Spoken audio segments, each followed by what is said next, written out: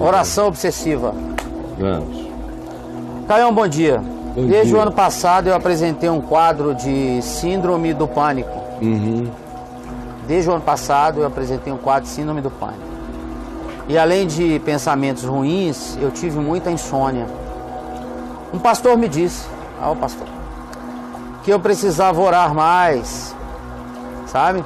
É que tinha um demônio fazendo reboliço no meu portão. O cara tá com síndrome do pânico e ainda recebe aconselhamento de um pastor que diz que ele tem que orar mais porque isso é um demônio. Que tinha um demônio fazendo reboliço no meu portão. No seu portão? No portão do cara, né? A alma dele?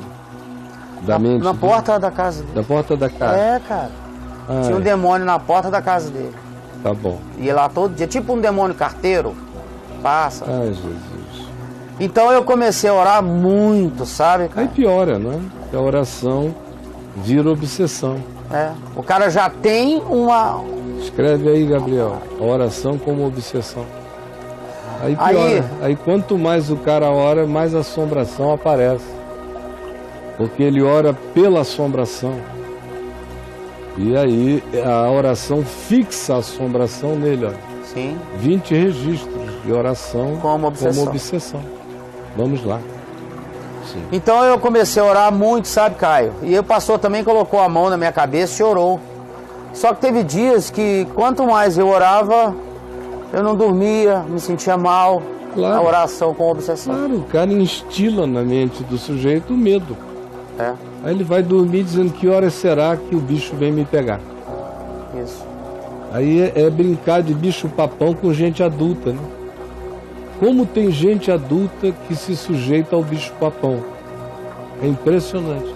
Porque a religião se serve do bicho-papão para lidar com essas pessoas tomadas por um infantilismo emocional e espiritual perpétuos. O cara já chega estragado, infantilizado, bobo.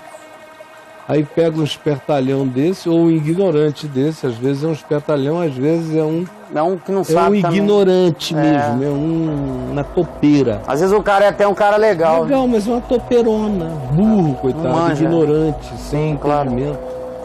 E aí transfere e valida e aumenta o problema do indivíduo. Como me dá angústia de ver os milhões e milhões de seres humanos que vão ficando mentalmente piorados por causa da intervenção da religião, por causa do endiabramento de uma condição mental que não é demônio e nem é diabo, é só padecimento, fraqueza, angústia, desamparo, insegurança, medo, que precisam ser tratados na base do ser do indivíduo, no desenvolvimento de uma confiança essencial, que é a cura para tudo isso. Aí não, vem alguém de fora e diz: é o diabo.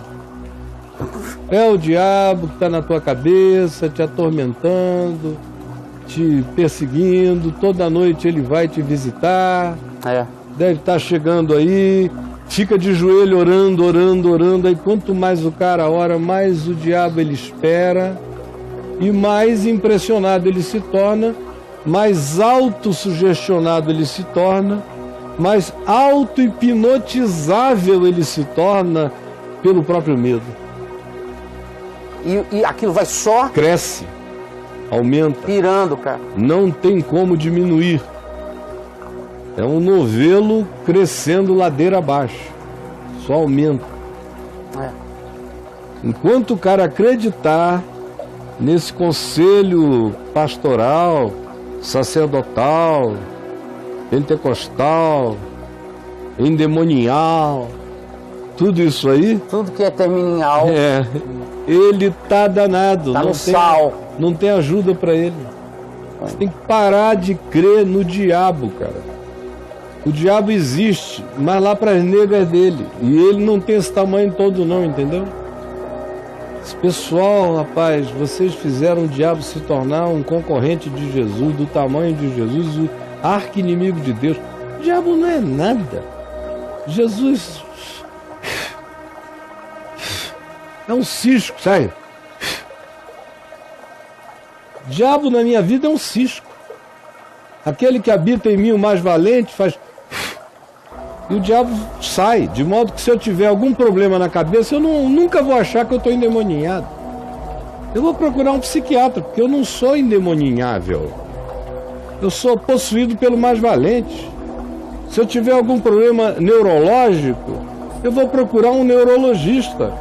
Não alguém que expulse uma opressão de mim, porque eu não sou uma pessoa para ser oprimível, porque o mais valente me habita e a minha mente está selada nele pela fé.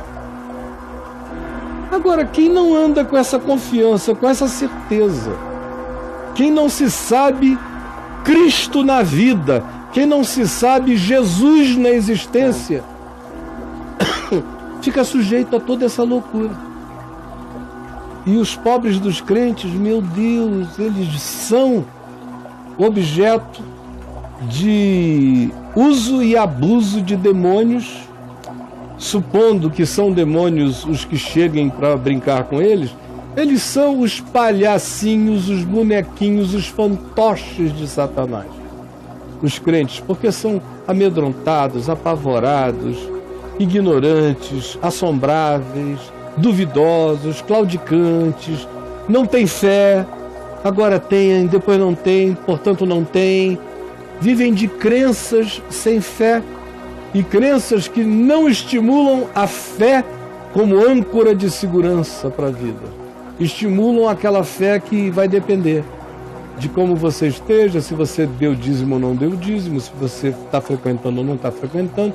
Isso não é fé, isso é paganismo. São crenças pagãs dadas a você como se fossem evangelho, mas você é só um bobo sendo enganado.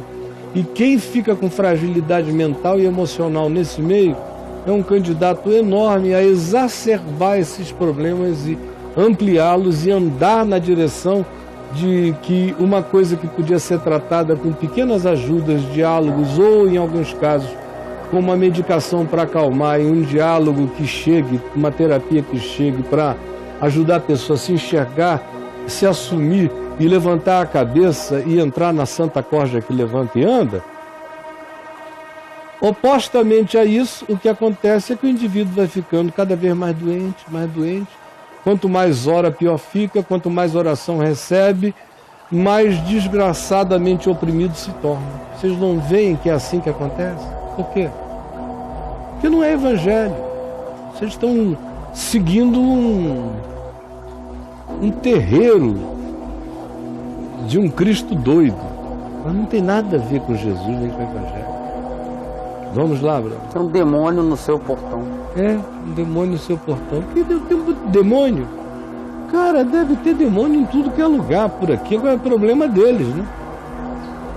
Tem anjo pra caramba também por aqui. Tem o que quiser ter. Eu não estou nem aí. Eu passo. Eu atropelo. Eu nem sinto, porque eu nem penso. Diabo não tem uma reflexão por dia em mim. Só se alguém vier me fazer uma pergunta. Do contrário, pode ter certeza. Se não tiver ninguém me perguntando, pode dizer: o Caio está passando esse dia sem pensar no diabo uma única vez. Caio, você já respondeu ele, ok? Só que tem uma última perguntinha que eu acho que talvez você possa... Ele continua dizendo assim: até que eu resolvi descansar em Deus, pois Ele conhece o meu coração. Ele foi e parou de fazer essas orações. Procura o mais valente para ele aí, Gabriel. Então eu fui me acalmando, sabe, Caio? E não orava tanto pelo assunto. Aí ele faz duas perguntas. A primeira você já respondeu ela legal, que é assim, ó, Caio, por que às vezes, quanto mais oramos, parece que a situação complica?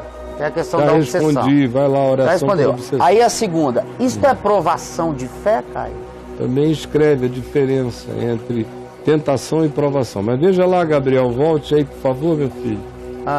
Olha aí, o mais valente. 58. Se você, pela fé, sabe que é habitado pelo mais valente, acabou a conversa, filho. Acabou a conversa, você entendeu? Só existe esse papo porque vocês não têm segurança de serem habitados pelo mais valente. Quem tem, não tem esse assunto, não tem perguntas, já passou da morte, já passou do diabo para a vida, né? Eu sou o problema do diabo, o diabo não é o meu problema. O meu problema sou eu mesmo, é a minha carne. Eu em Cristo sou o problema do diabo. E a minha carne é o meu problema. A única chance que o diabo tem em mim é através da minha carne. Se eu der espaço para ele, através da escolha carnal. Mas se eu continuar andando no amor, na verdade, na justiça, com a mente posta em Jesus, ele não tem nenhum acesso a mim. Nele eu não penso. A carne, eu a mortifico